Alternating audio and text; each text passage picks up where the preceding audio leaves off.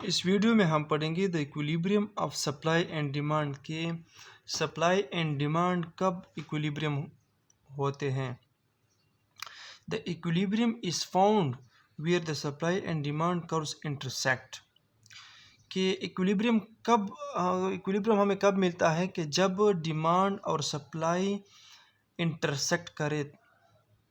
Eight equilibrium price the quantity supplied equal the demand.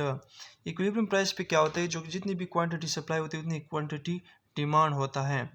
तो जो point of intersection है हमारे पास, वो हमारे पास असल क्या होता है, एक इक्विलिब्रियम पॉइंट होता है। नीचे ग्राफ में देखें तो हमारे पास इस पॉइंट पे हमारे पास सप्लाई और डिमांड कर्व जो है वो आपस में इंटरसेक्ट कर रहे हैं और ये बेसिकली हमारे पास इक्विलिब्रियम पॉइंट है। और जो $2 है ये हमारे पास इक्विलिब्रियम प्राइस है, जिसकी वजह से जो डिमांड और सप्लाई आपस में इक्विलिब्रियम पोजीशन पे आ गए हैं। तो इस पॉइंट पे हमारे पास 7 जो क्वांटिटी है वो डिमांड भी हो रही है और उतनी ही हमारे पास सप्लाई भी हो रही है $2 पे।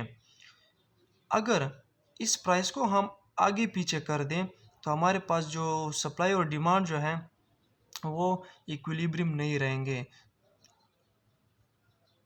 Thank you.